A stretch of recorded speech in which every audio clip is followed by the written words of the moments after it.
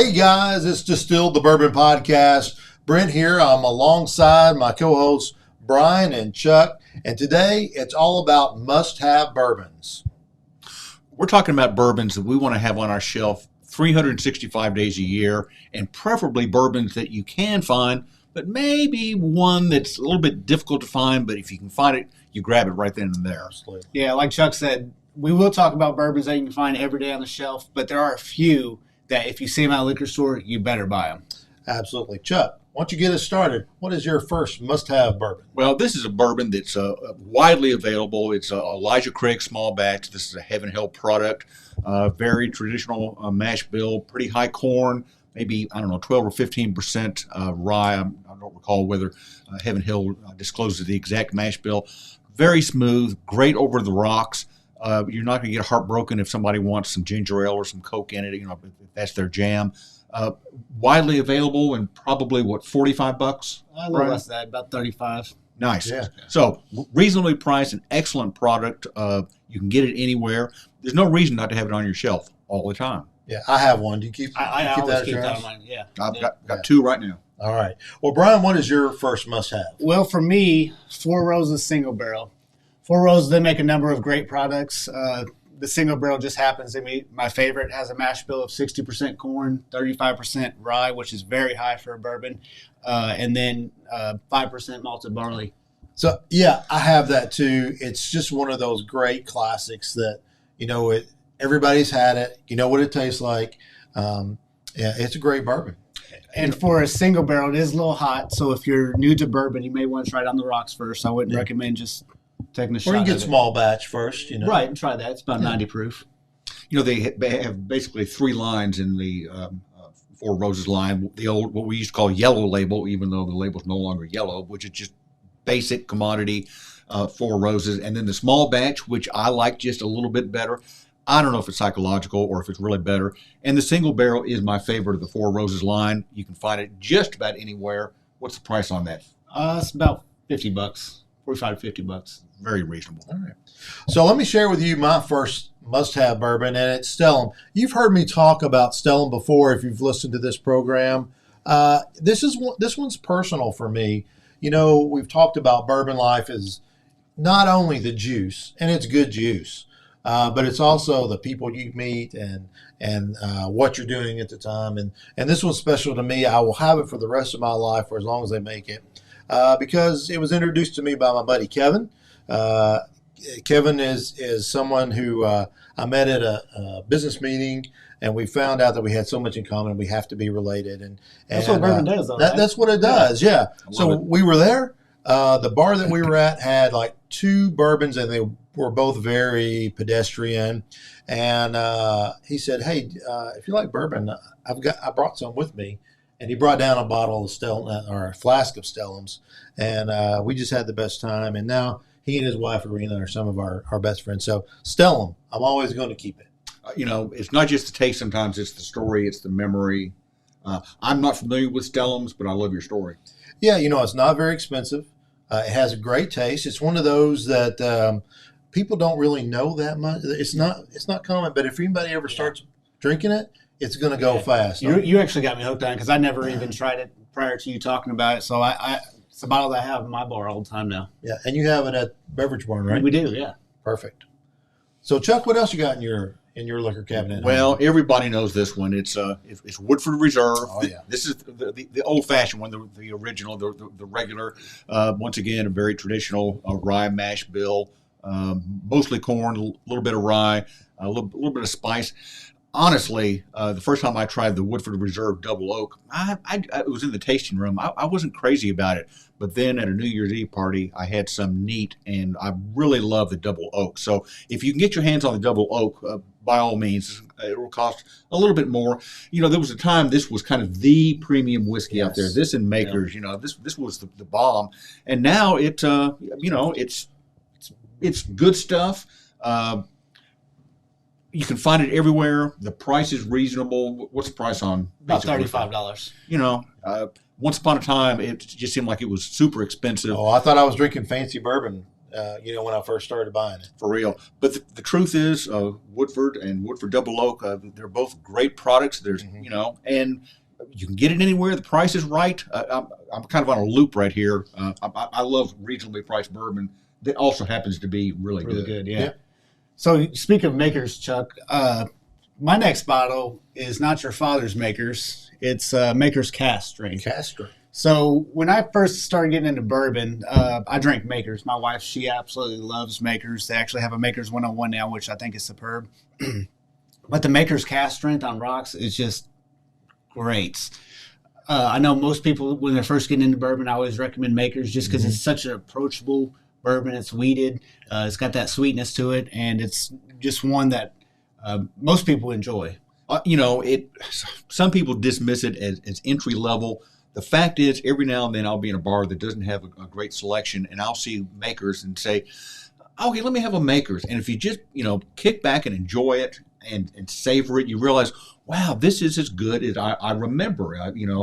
It's the cask strength is 107 proof. So that's great. Yeah, a little lower than some people's cask strength. Yeah. But it's higher than the 90 proof Maker's Mark that many of us are accustomed to.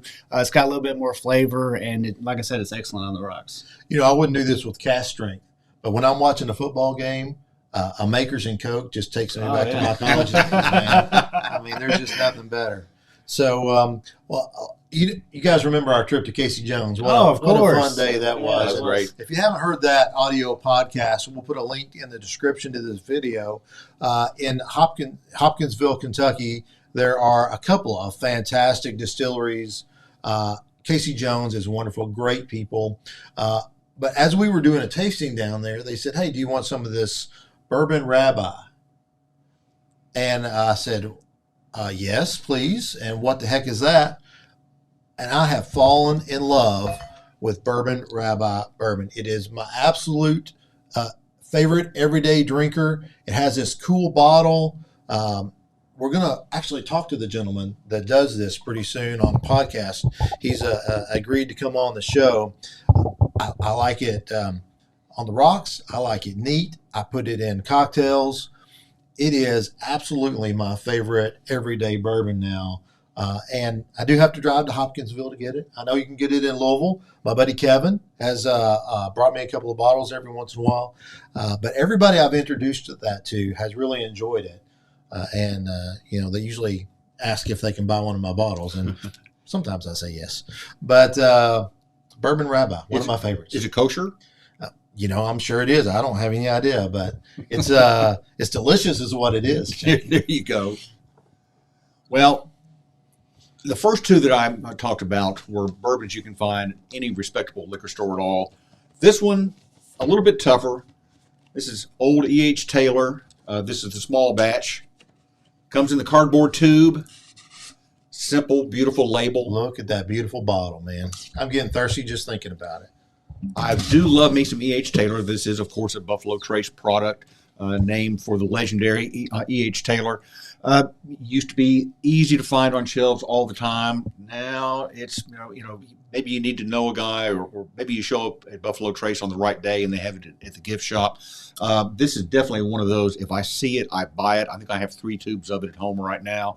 I will not mix anything with E.H. Taylor. This is strictly on the rocks proposition for me.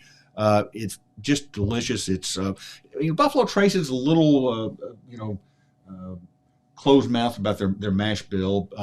This is definitely a rye bourbon. One time they had or maybe they still have a 4-grain E.H. Taylor. Somebody a couple years ago ranked it as the best bourbon in the world. I've never seen it on the shelf. I've never tasted it. So 4-grain is going to have corn, rye, wheat, so both rye and wheat, and of course the malted barley. Would love to get my hands on it, but still, if I can find E.H. Taylor small batch, I'm a happy guy.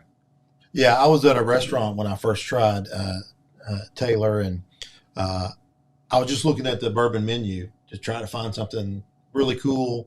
It was a nice night out for Jennifer and I, and I saw Taylor on there, and I thought, you know what, I'm going to try it. Everybody talks about it.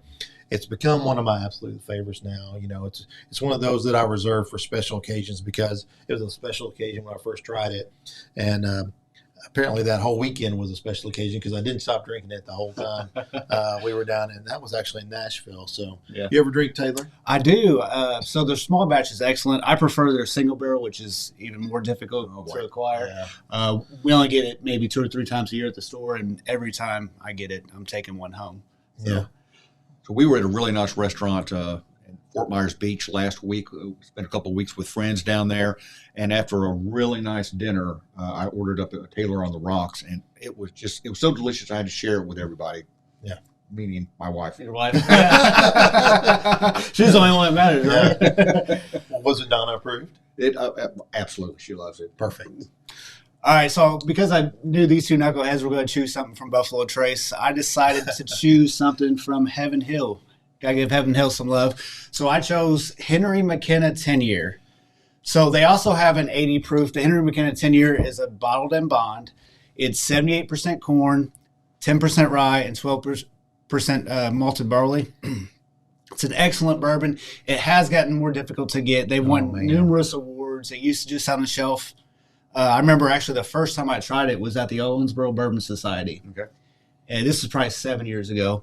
I never had it. My wife and I both tried it and absolutely loved it. So at that time we didn't even have it on the shelf. So first thing we did was we got it in the store and took a bottle home. And like I said, it was like $25 a bottle then. Now it's about $40 retail. Yeah, if I ever find a bottle in the wild, I'll definitely buy it. It'll be in my bar, but man, I can't find it anywhere. No, it's gotten hard to get. I failed to mention that E.H. Taylor is a bottled and bond as well, which means it's going to be 100 proof.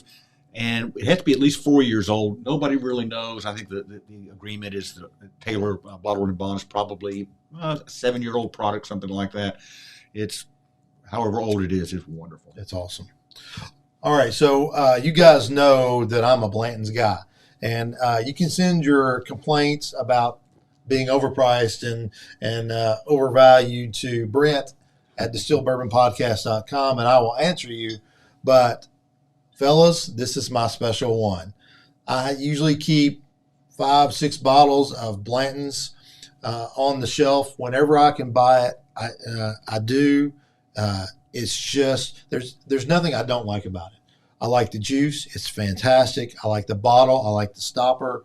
I like the little cabin that sits on the Buffalo Trace campus, Sure. Where you see those very nice people hand place the stoppers in. There's nothing that I don't like about this bourbon except for the price and the fact that I can't buy it when I want to. And maybe that's a turnoff for some folks, but man, I love some Blantons. The sad thing about it, 5 or 6 years ago, I was going to put together my stopper collection. There's 8 different stoppers, and they show the horse in a different stride. If you get all of them, it spells out Blantons, a B, a L, a. There's 2 different kinds of N's. Anyway, 5 or 6 years ago, I was putting together my collection, and you could go to a liquor store and you could buy a bottle. You could always find Blantons on the shelf, and you could buy the bottle that had the letter that you needed. Now it's just sad, but it's a great product. I do love it. I did manage to get my stopper collection put together at the right time, and it's arranged so it kind of looks like the end of a horse race.